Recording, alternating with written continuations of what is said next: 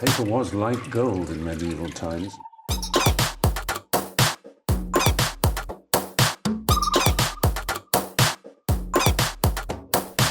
Oh, not tobacco, sugar. That everything we thought we knew about the world might turn out to be completely wrong.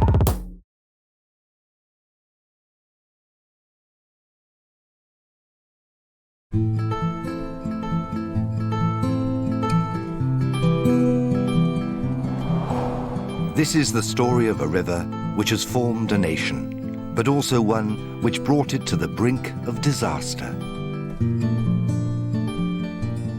At over 3,500 kilometers long, the Mississippi flows right through the heart of America.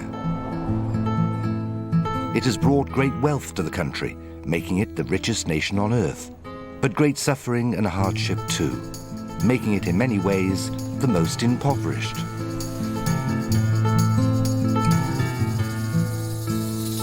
It is also a river which rocked a nation. 1, 2, 3, and...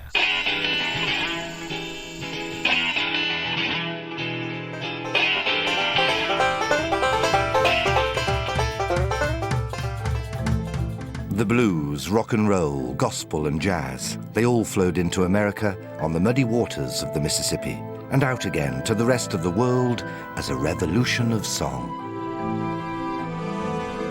Stars, spangles and suffering, the Mississippi made America what it is today.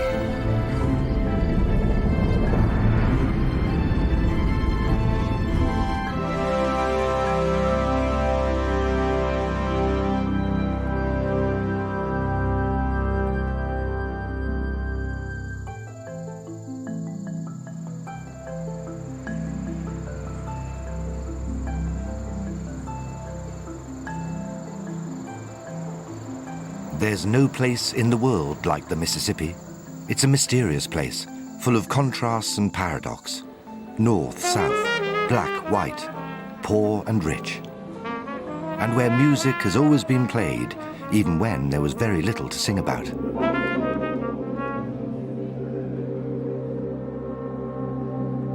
The story and song of Old Man River comes through in the voices of people such as David Honeyboy Edwards, who is the last living Delta bluesman.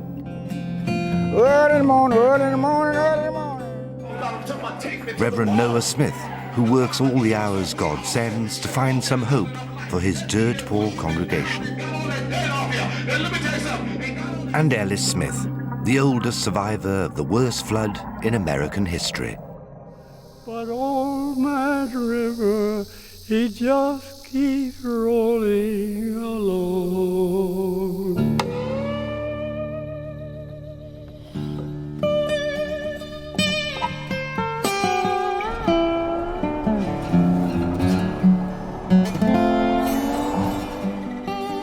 The Mississippi begins its journey in Lake Itasca and runs south for 3,700 kilometers before reaching the sea in the Gulf of Mexico. This is a river which dominates the whole of the American landscape, but it's the southern stretch, also known as the Lower Mississippi, which has dominated American culture and life. Our story starts here, where the pea-green flow of the Ohio merges with the muddier waters of the Mississippi. On this confluence lies the little town of Carew. There's no signpost or frontier fence, but this place marks the beginning of the Lower Mississippi, and also the border between America North and South.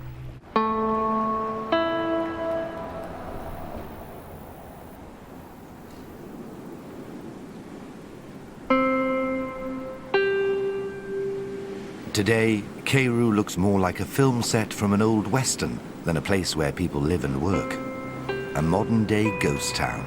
It's like many other places in the American South, where poverty is a killer disease, wiping out whole communities.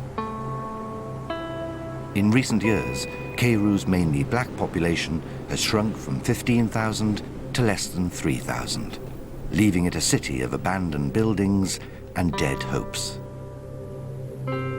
There's no hospital here, no park, no restaurant. Drugs are common, and decay is dominant.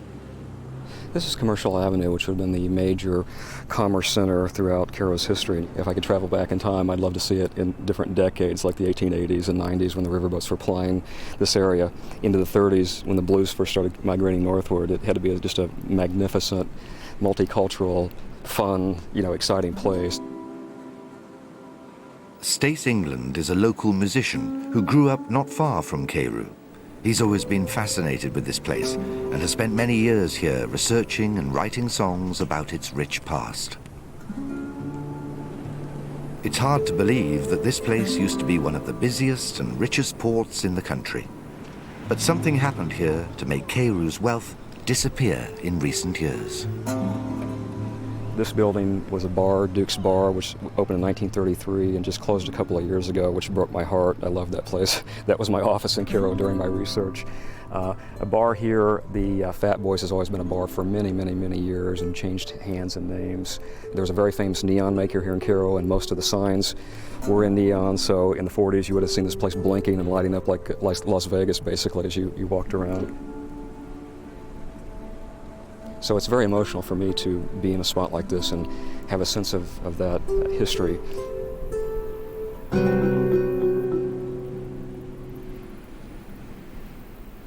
Stace believes that Cairo should be celebrated and preserved because of the unique role it has played in American history.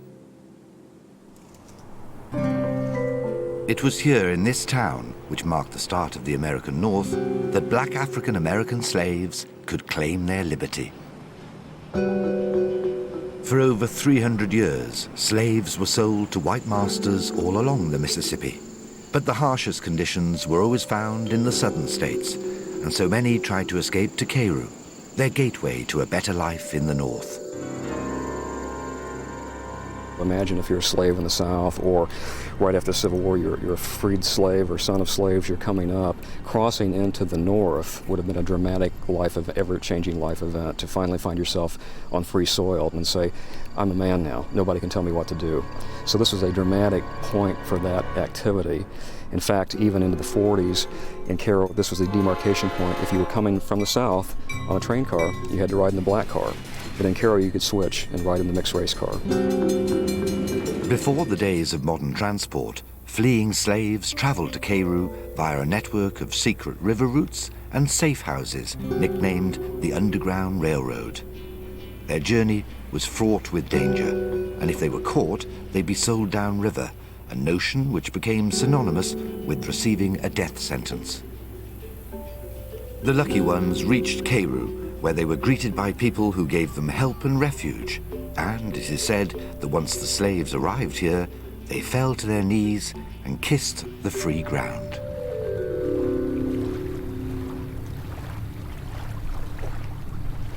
If you stand on the docks in Cairo today, you'd be forgiven for thinking that the town is still as busy as ever. But there's one big difference.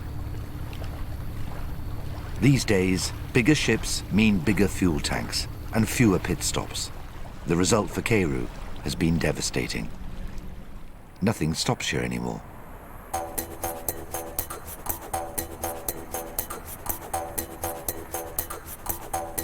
Stace believes that not all is lost, and that if Cairo could celebrate and cash in on its past, then maybe it would have some chance of a future.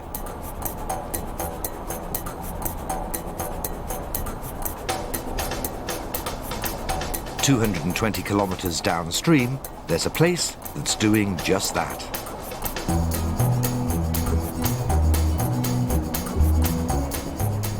Once a little town smaller than Cairo, Memphis grew to become the capital of the Mississippi River and the music mecca of America. Blues, soul, and rock and roll, Memphis has it all. Locals claim that all this music originated here, but the truth is that all the notes and the riffs and the rhythms were carried into Memphis by the Mississippi herself, a byproduct of all the river and slave trades.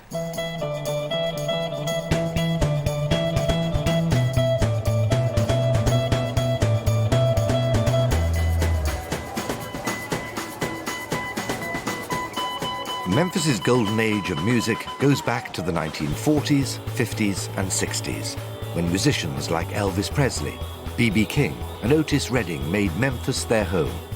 And when places like Stax and Sun Records gave street kids the chance to become international superstars. Its creative hub at that time was Beale Street, and today it's one of the leading tourist attractions in the state of Tennessee.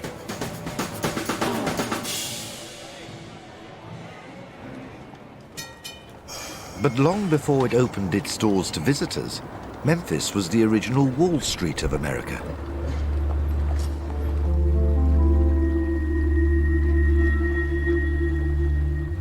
During the 1800s, the city developed into the most important trading center in the country. Its strategic position right on the banks of the Mississippi attracted huge investment, making it the largest cotton center in the world and the largest slave market in the Mid-South.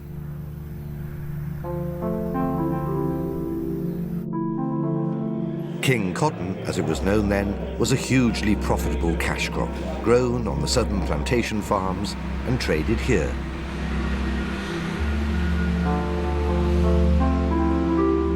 Hundreds of thousands of people traveled to Memphis along the Mississippi to buy, sell, and be sold, forming what was in effect a huge melting pot of cultures. This unique sharing and mixing of black and white experiences on the one hand sowed the seeds for Memphis's rich musical legacy, but on the other created a deeply rooted racial intolerance, which exploded during the violent civil rights protests of the 1960s and 70s.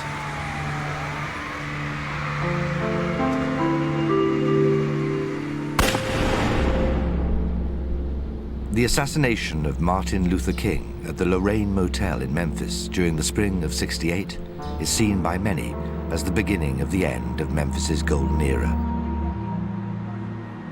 During the late 60s and 70s, musicians stopped coming to Memphis, traveling further north to places like Chicago and Detroit instead.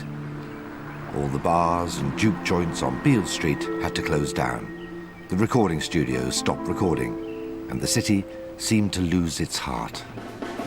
But perhaps not its soul.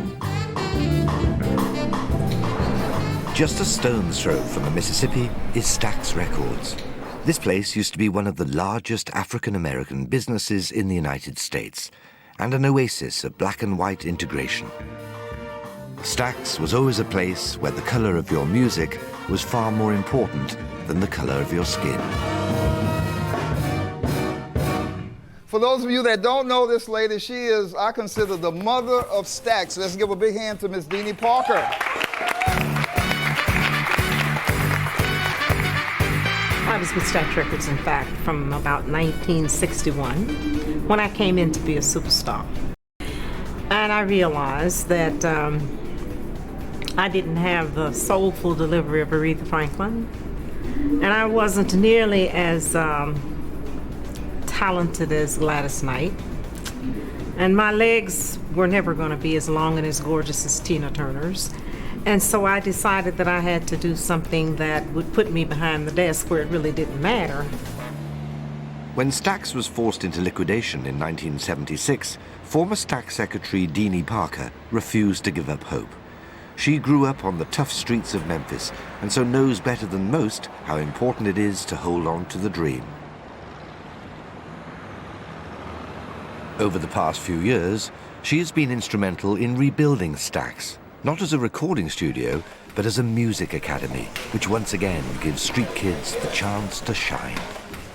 It is unfortunate that for the last 15 years, children have thought they were listening to music when in fact they weren't. What they were listening to was rhythm and rhyme, also known as hip-hop and that god-awful rap. And so they've just not had the exposure, they've not had the encouragement, and they've not had the training, because we're determined to do for children today and children in the future what Stax Records did for us. But much like it was in the 60s, Stax is just an oasis within a much harsher environment.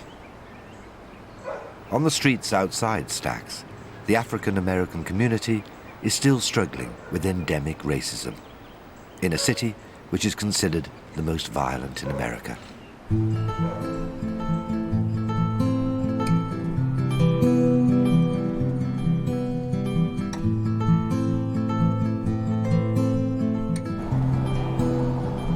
from its role as the support act to some of the best music in the world, the Mississippi's claim to fame is that it's the world's flattest river, where water skiing was invented and where early river trade and traffic made it the first superhighway of the New World.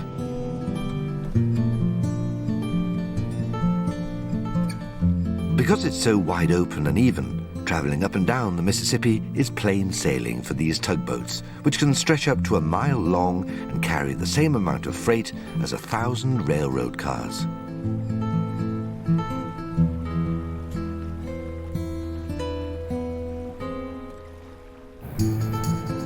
These are the power horses of the Mississippi, and they're a very different animal to the elegant vessels of old.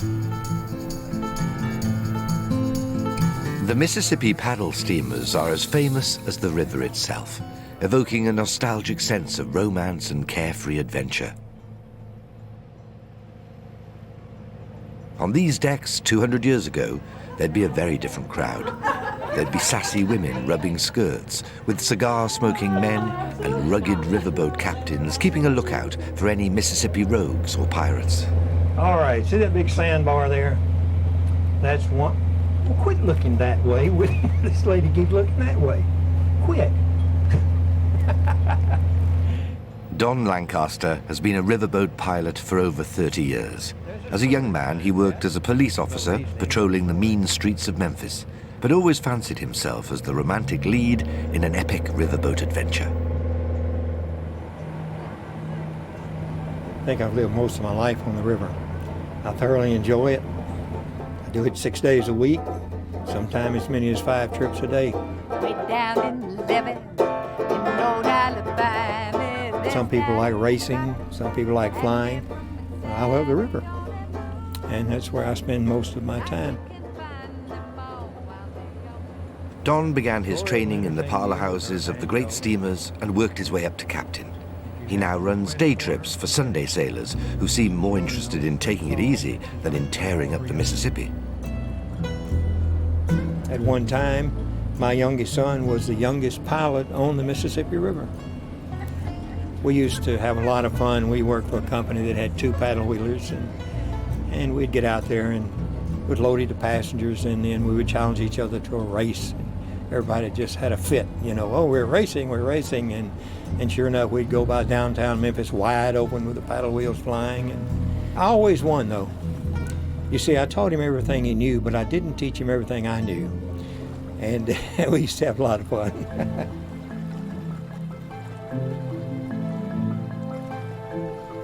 Mark Twain was also a riverboat pilot and one of America's most famous authors. He wrote about the original steamboat races and about all the gambling and dodgy deals which happened here before gaming was outlawed in 1870. In the lawless days before the big expansion into the Wild West, the Mississippi was America's last frontier, with its boats becoming a popular hangout and hideout for all sorts of cowboys and chancers. In those days, there would be music to accompany all the action, and legend has it that jazz was invented on a Mississippi paddle steamer by an itinerant musician called Jasbo Brown, who gave his name to this style of playing.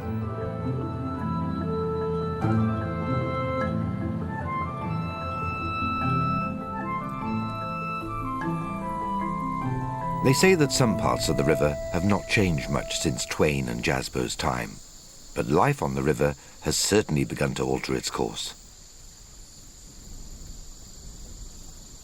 This used to be a completely rural farming area, run by a few wealthy white families who made their fortunes by growing cotton and using slave labor. But it's now changing, with big corporate farms moving in, and with strip malls, motels and burger bars appearing where there used to be shotgun shacks and juke joints. Up until 10 years ago, Tunica was just about the poorest town in the country. It used to be called America's Zimbabwe because of its harsh third world living conditions. But now it has hit the jackpot, thanks to some of the strangest looking boats ever to take to the river.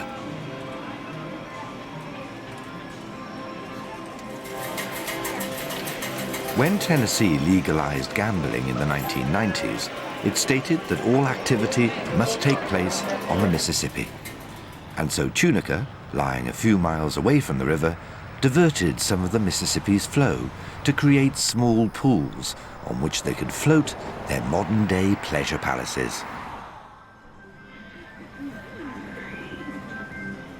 They don't look like boats, and you can't even see the water, but it is there, underneath all the flashing lights and spinning wheels, and it's allowed Tunica to become the third largest gaming region in the United States.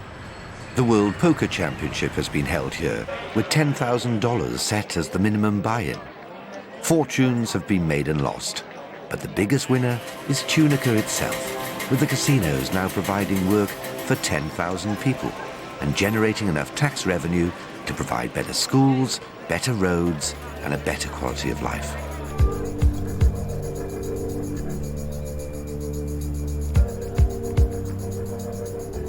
What effect all this glitzy theme-parked wealth will have on the culture and music of the Mississippi, we'll have to wait and see.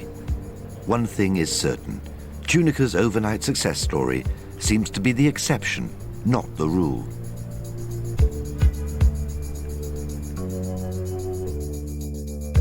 As the river seeps deeper into the south and into the famous region known as the Mississippi Delta, what we will see is a place that may no longer be bound by slavery, but is still today bound by the chains of modern-day poverty. We'll also catch glimpses of its cotton-rich past, the mansions and vast estates, and see how they sit now in the 21st century South.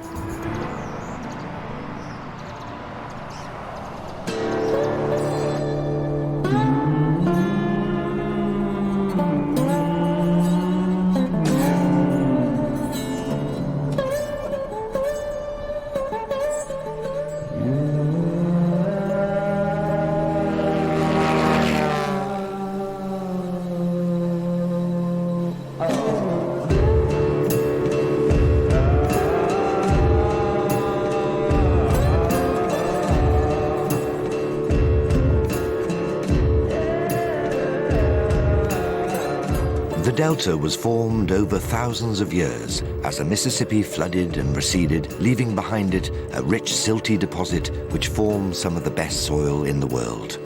This gift of the Mississippi allowed the Delta to develop into the most productive and richest cotton-growing center in America.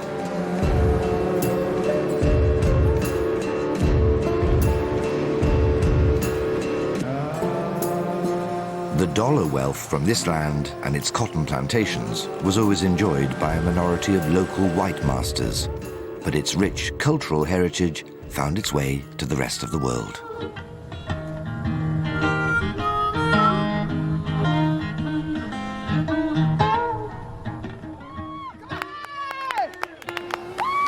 Right in the heart of the Mississippi Delta lies the Hopson Plantation.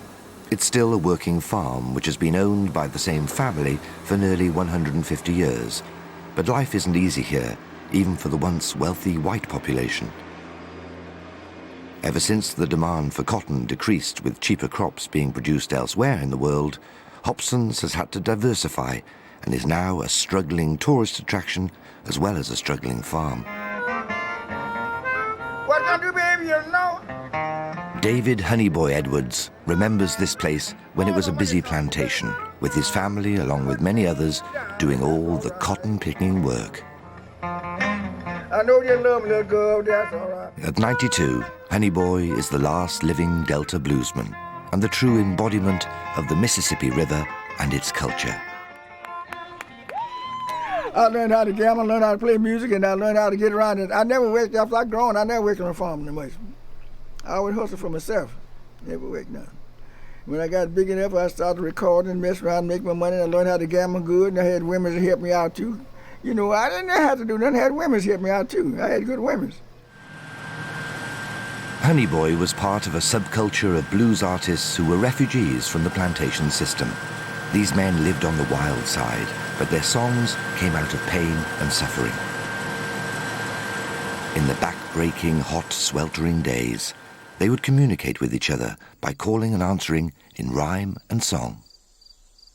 People was under slavery, working under slavery, and the blues come from holler songs. Holler songs mean they work all day long, and they have to say something or sing or do something to make the day easy to pass by. And they do holler songs. And the holler song turn into the blues. You get low down, dirty shame blues. Then you can get up tempo blues, meaning rock and roll blues. You can play a low down, dirty shame blues that my mama dead, my papa crossed the sea. I ain't dead, but I just was to be. That's something, you know. And that's a low down blues. Honey Boy grew up with the blues. He was born in these fields, the grandson of a slave and the son of a sharecropper. Sharecropping was a tenancy agreement which allowed former slaves to rent out a thin strip of land and work it themselves, but in effect it bound the black workers ever more closely to their masters. The sharecroppers had to give half their crop to the plantation owners and pay back nearly all their profits in rent. They ended up owing money, and so were kept in chains as effectively as they ever had been as slaves. He take 10 off the 20 for him for the land and stuff. You only got 10, but you got to pay him for everything you got out of your 10. When you pay him back, then you ain't got nothing. He got all of it. Then he turn and ask you, do you need some money for Christmas?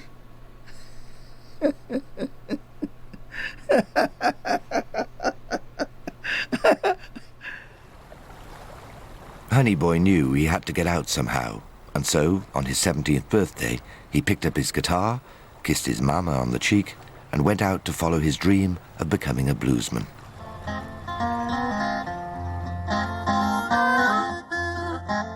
Ever since slaves traveled upstream to the freedom of the North, African Americans always chose to follow the river route whenever they went traveling.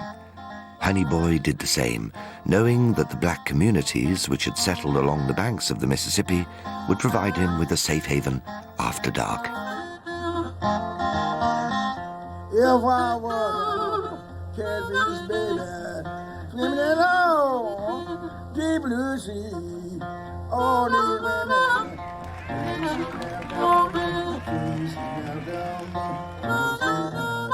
Today, Honey Boy is still traveling up and down the Mississippi, playing his blues to Delta folk, and is still enjoying his rock and roll lifestyle with women dancing at his feet.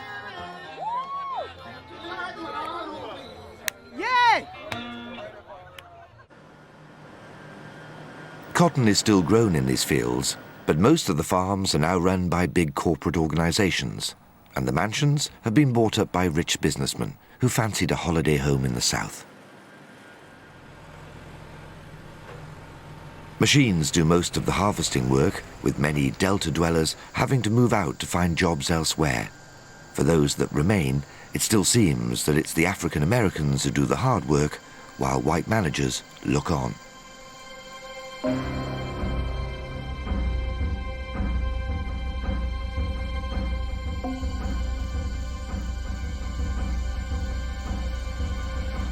Over the years, many people have reaped the rewards that the Mississippi has brought.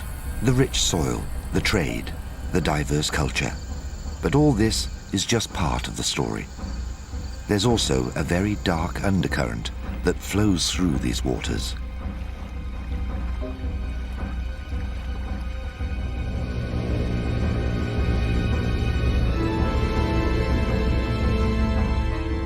This is an awesome river, which can cause death and destruction on a massive scale. When Hurricane Katrina hit New Orleans in 2005, the world realized the full extent of its force. But it was only after the waters had receded that the real truth finally surfaced. The flood was not just an act of God. It was a man-made disaster which should have been averted. A system of levees, ostensibly built to protect the population, had actually put them in the gravest of danger. A lesson which should have been learned from the past.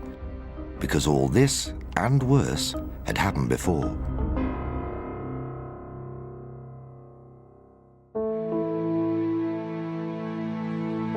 In 1927, a massive flood engulfed the whole lower Mississippi region, with its epicenter in the little delta town of Greenville. From Cairo to New Orleans, 70,000 square kilometers became covered in up to 15 meters of water, with hundreds of thousands of people losing their homes, their land, and their lives. Two of those who survived the flood are Catherine and Ellis Smith. The Mississippi has no prejudice. It displaced and killed black and white alike. I had no idea where my folks were. I saw them in April, and I didn't see them anymore until October. Ellis and his family were poor subsistence farmers who had worked this land for generations. Living on the outskirts of Greenville, right in the heart of the Delta, they were used to the floods, grateful to them, in fact, for irrigating their crops and renewing their soil. But that fateful winter, the rains came in biblical proportions. They fell from the sky like crashing waves, beating down on those most vulnerable. The rich townsfolk and plantation owners had the means to move away to higher ground, but the poor were left behind as the rain fell and the river rose.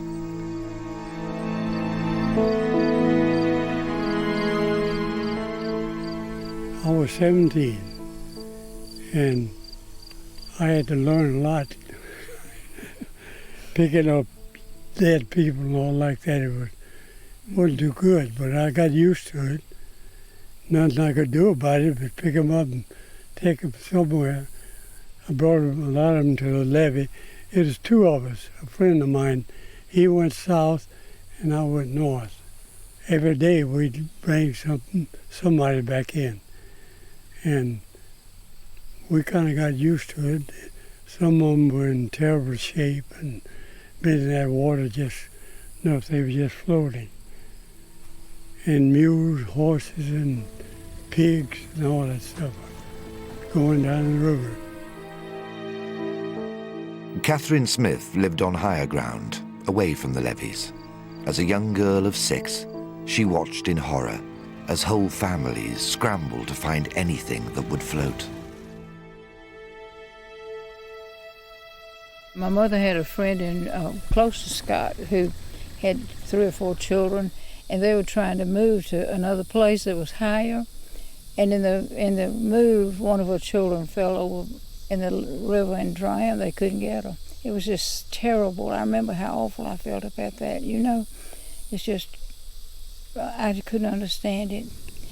But they lost her.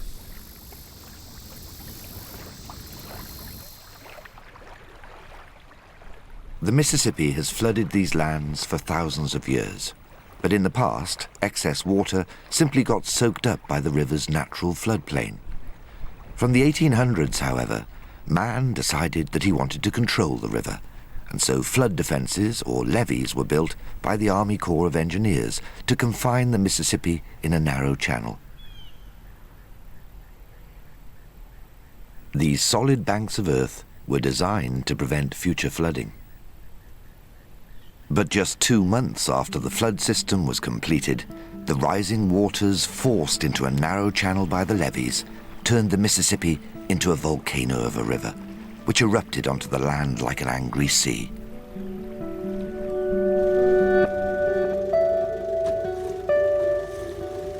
As the waters gradually subsided and the poor and destitute made their way back to find their families and rebuild their broken lives, it was clear to all that the Mississippi was not to be enslaved. If man was foolish enough to try and control nature, Old Man River would always, sometimes violently, break free of his chains. But some lessons are never learned.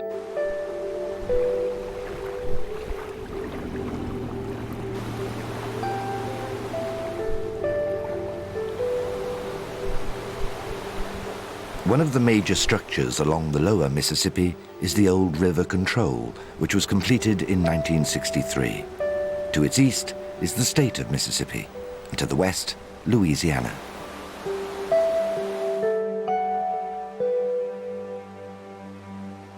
For 100 years or so, the Mississippi had been diverting more and more of its flow to a smaller distributary channel. But the Army Corps of Engineers warned that if this process were allowed to continue, then it would have major economic repercussions for the whole country. All the heavy industries along the lower Mississippi use huge amounts of water in their production. If they lost their supply, they'd lose their business. And so the old river control was built with giant floodgates that could be opened and closed as needed, in order to ensure that the Mississippi stayed on track.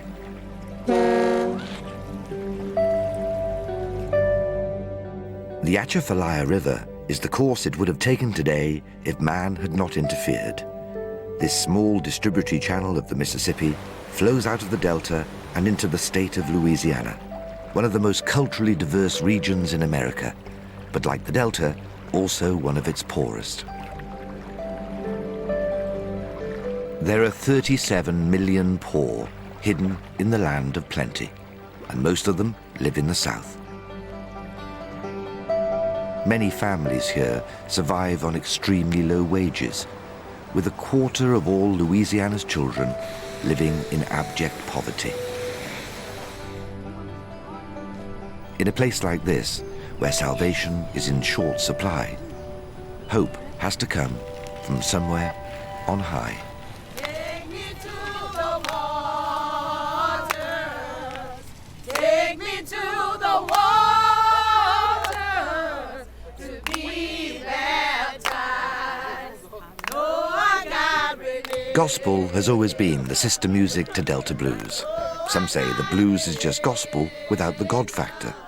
But whilst blues songs describe the hardship and its real consequences, gospel tends to use the story of deprivation and suffering and turn it into one of empowerment and salvation, often using the Mississippi as a metaphor for washing away the pain.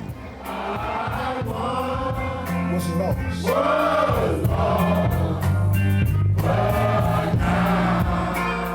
Let us go into the house of God. Are y'all glad to be here today? How many of y'all mind? I'm just so happy by just being. Reverend Noah Smith is the pastor of a small church on one of the Mississippi Basin's little rivers or bayous.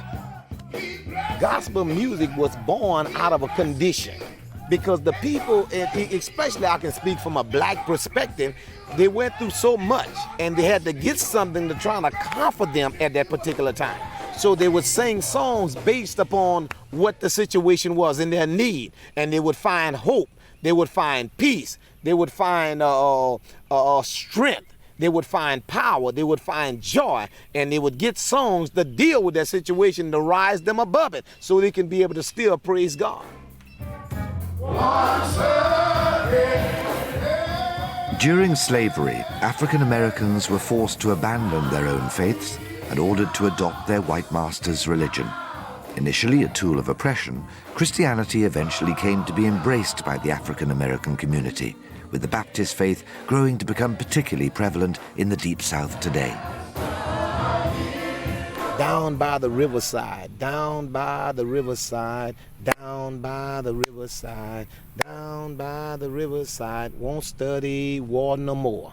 You follow me? Because once I get down to the river, I know that all of the trouble that I may have experienced, then it's all over then, because I can find peace and tranquility by the river.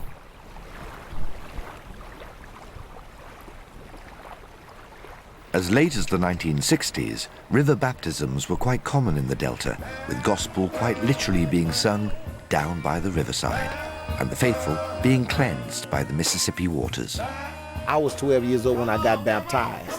And when I got baptized in the river, because back then the churches, the building where we would go to worship, didn't have pools like we have now.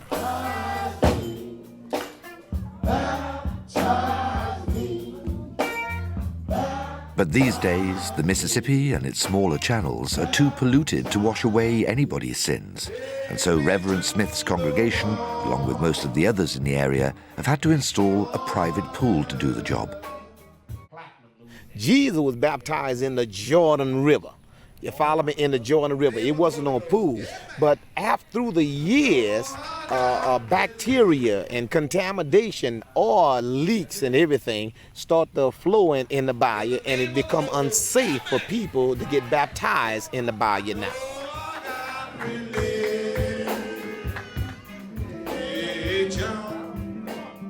The river today, along its entire length, is showing signs of decline. 58 million tons of toxic discharge travels down the Mississippi every year, with strong claims that river and industrial pollution are directly responsible for many cancer-related illnesses every year. The Mississippi serves as the primary source of water for 18 million people, but because it's the poor who have to drink it, nothing is being done to address the problem. Reverend Smith, however, still sees a purity of spirit in the toxic waters of the Mississippi and tries to find some hope for his congregation, most of whom live on less than $10 a day. Take me to the water. The river means a lot to the gospel, you know, and I'm thinking about right now at my church just having a boat trip where I can get everybody on the water, and that would bring peace and tranquility to their mind, because they may be going through some rough times in their life, but I know that once I get them on the water and start to preaching the gospel to them and start singing Zion songs, my choir singing Zion songs, gospel mixed with water have the tendency of bringing trouble down in your life. Because it's all about Jesus. Y'all got to understand it's all about Jesus. Y'all know that. And let me tell you something. I told y'all last week, y'all ought to have some shout in y'all. Everybody in there ought to have some shout in here. You ought to come here looking around at nobody else. You ought to have your own shout. Look at somebody say, I got some shout in me. Tell them I got some shout in me. Tell them I got some shout in me. Oh, somebody, you got some shout in you.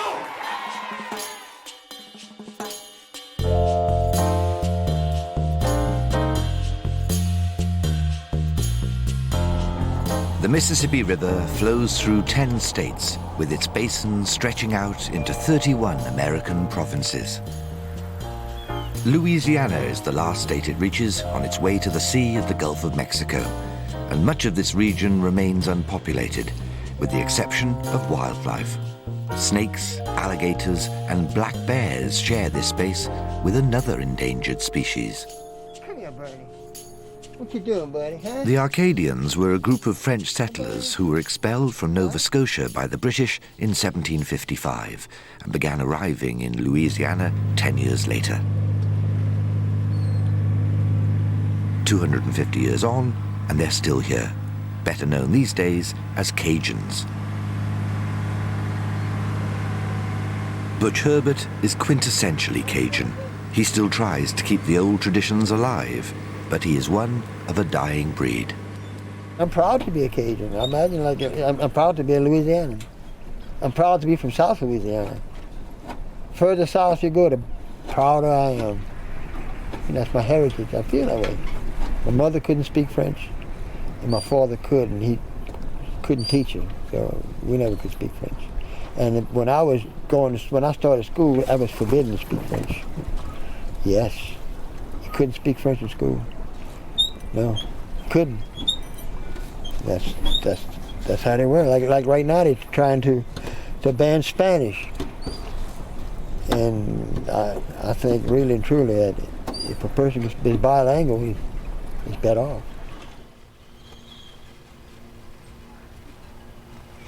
Only a very small percentage of Cajuns still speak French, but they keep their heritage alive in other ways, through their music and their cooking.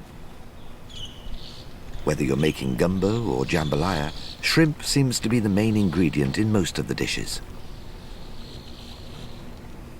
It's hardly surprising that fishing for shrimps around the Louisiana coastline used to be a way of life and a family tradition for many. But today, the fishing industry is netting an ever smaller catch, with many fishermen having to look for work on the oil rigs in the Gulf of Mexico.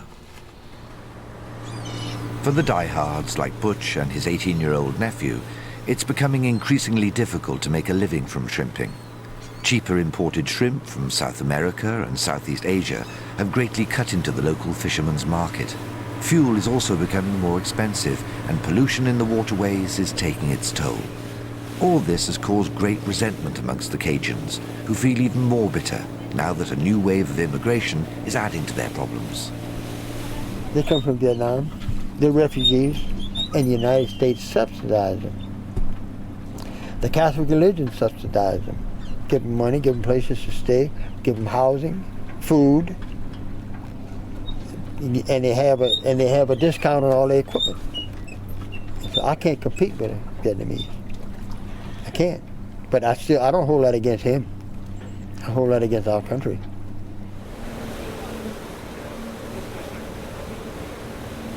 The Cajun way of life may soon be lost in the bays and bayous of Louisiana, with the legacy living on only in the stories that Butch and others like him will tell their children and grandchildren. The Cajun culture won't exist in 50 years. I can't hand it down to my grandkids. And the simple reason is because of progress. That's what they call progress. The simple reason is progress.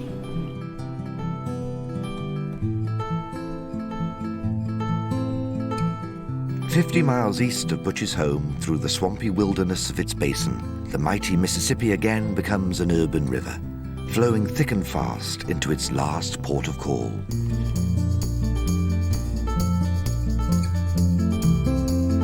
New Orleans is a city which doesn't just lie on the banks of the river, but is largely surrounded by it. It is here, in the aftermath of the devastating storms of 2005, that the true divisions in modern American life became shockingly clear. This old port is still a vibrant, colorful city with music at its heart. After suffering one of the worst natural disasters in US history, New Orleans is gamely giving the impression that the good times are rolling again. But a couple of miles to the north or east, the Cajun bravura and the voodoo spells fall away like a Mardi Gras mask. The streets fall quiet, and the city becomes a dead zone.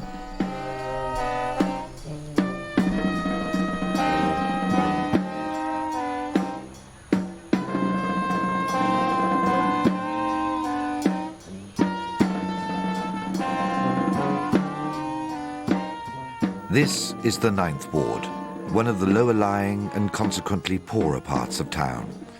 Many, perhaps most of the city's dead came from here. As was the case in the flood of 1927, these people simply had no means of escape. The bodies were washed away with the floodwaters or left to rot in attics, with the number of dead later found here eerily recorded in black paint on the carcasses of their homes. The members of the New Wave Jazz Band were born and brought up in the city. Julius Lewis remembers how things used to be. Before Katrina, this place was alive and up and running. There was people everywhere, businesses booming, and most people down here owned their houses. They were small, but they were, mostly owners. Unfortunately, they didn't have the insurance, but it was very busy and very lively, very spirited. They had their own type of culture down here, And it's so sad today that to see it this way with no houses and no people. On the 29th of August 2005, as Hurricane Katrina passed to the east of the city, the flood protection system in New Orleans failed in 53 different places, with nearly every levee in the metro area breached. Percy Ellis Sr. was lucky enough to own a car, and so he piled it high with as many people as he could and raced out of the city. Well, once the flood hit, like I said, I went out to the country, and I tried not to look at the television because it was too depressing. And I knew eventually I'd have to come back and face the reality that everything was gone. So my thoughts were basically on rebuilding my life from scratch and all over again and making it much better. But the disaster part, you have to put that behind you and move forward. You can't dwell on it, because all it'll do is make you depressed. You just got to just pick up and start over and say, hey, God does everything for a reason, and keep going, go with the flow. Julius had no way out. He got trapped in the city and was lucky to escape with his life, but he lost his home, his friends, and his family. Like most of New Orleans musicians, he's now relocated in one of the other towns upstream, but comes back to play with his band. Today, New Orleans is fighting for its life. The flood killed nearly 2,000 people and washed away many more. Only half its population and its musicians have returned to start rebuilding their city and their lives. It's a struggle, but like many of the other places we've seen along our journey, hope lives on here, in the minds and the hearts of those who have suffered and lost the most, and in the music of the younger generation. The belief on the streets is that if the music survives, then the spirit of New Orleans will live on. Music is New Orleans. Without music, New Orleans would be no New Orleans. The tradition, the brass, the jazz, the sound, the flow, it's what New Orleans is all about. The tradition must go on. You must pass it down and keep it going, regenerate it, keep the energy and the fire going. This is New Orleans. New Orleans is jazz. When you think of jazz, it's here, is what you're thinking about, New Orleans.